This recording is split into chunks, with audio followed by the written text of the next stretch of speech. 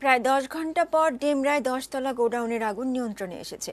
এতে কয়েক কোটি টাকার মালামাল পুড়ে গেছে, তবে হতাহতের কোনো ঘটনা ঘটেনি।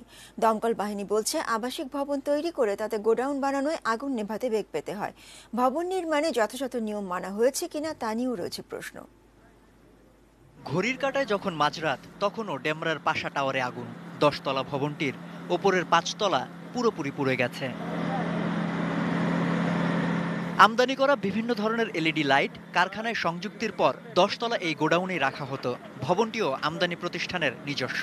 বৃহস্পতিবার আগুনের লেলিহান শিখায় পুড়ে অঙ্গার এই গোডাউন। ক্ষয়ক্ষতির হিসেব এখনো করা না হলেও তা কয়েক কোটির অঙ্ক যে ছাড়াবে সেটা নিশ্চিত।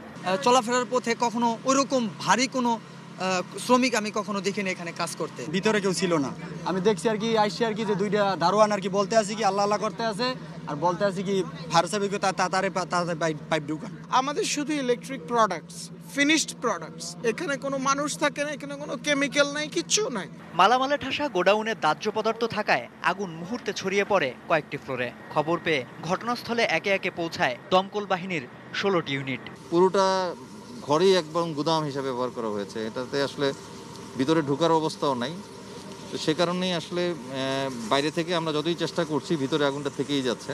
আবাসিক ভবন হিসেবে তৈরি হলেও এতদিন ভবনটি গোডাউন হিসেবেই ব্যবহার করা হয়েছে।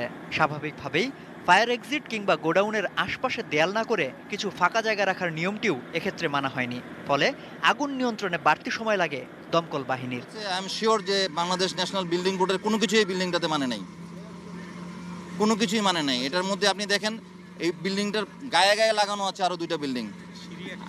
আর এই একটা 10 তলা বিল্ডিং এর মাত্র একটা সিঁড়ি, এবং সিঁড়িগুলোর মধ্যেও আপনার জিনিসপত্র দিয়ে গোডাউন করে রেখে দিয়েছে। বৃহস্পতিবার বিকেলে 10 তলা ওই ভবনের 6ষ্ঠ তলায় প্রথম আগুন লাগে। মুহূর্তে সে আগুন উপরের 5 তলায় ছড়িয়ে পড়ে।